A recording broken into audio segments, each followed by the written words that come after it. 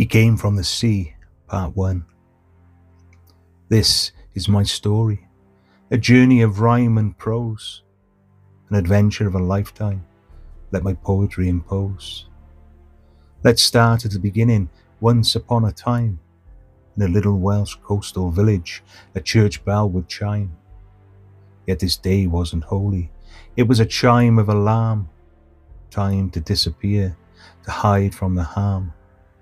For harm was on its way, a whirlwind of fury, a monster with no compassion, he needs no judge or jury. A monster from a distant island, he arrives upon the waves, he needs a beautiful lady, it's what he always craves.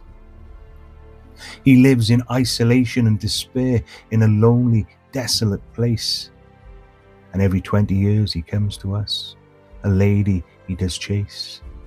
We do our best to hide, we are quiet, we are still, then I hear a scream, he is enforcing his will.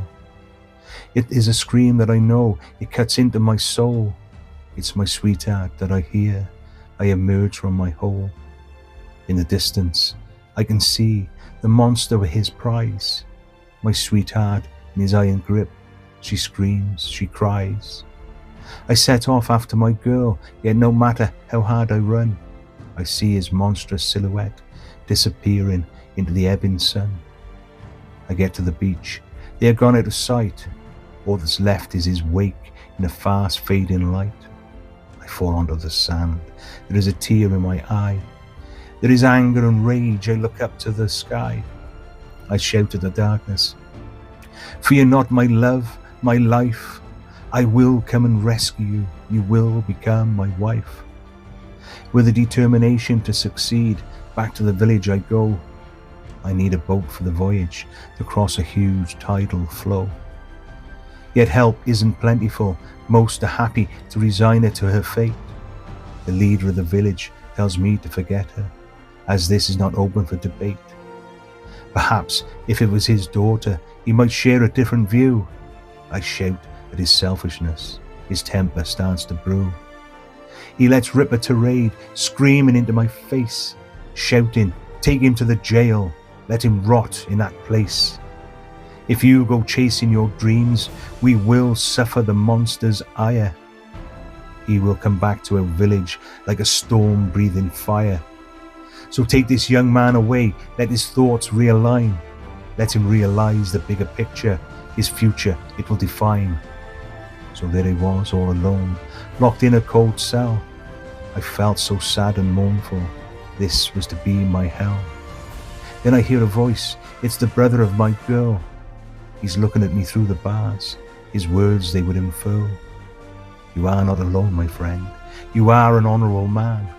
I will help you in your quest, for I have a little plan. But first I must free you, restore your liberty. I know a sailor who will help us, he will take us out to sea. A rope was then secured around the iron bars, and with some brute force, I was out among the stars. We quickly made our way where a boat was waiting. The tide was at its pinnacle, it soon would be abating. Time was of the essence, we couldn't afford to be high and dry. This boat needed to be at sea, and for a foreboding black night sky. On the monster's island, a girl she did scream. She was thrown to the floor, it was a nightmarish dream. The monster then spoke in a deep throaty voice. This is where you now will live. I'm afraid you have no choice. You will tend to my everything, working your fingers to the bone. You will clean, you will cook. This will be your working home.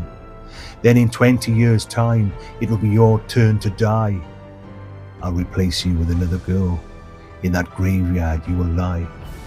The girl, she sobbed. Tears flowed down her sad face. She thought of her home, so different from this place.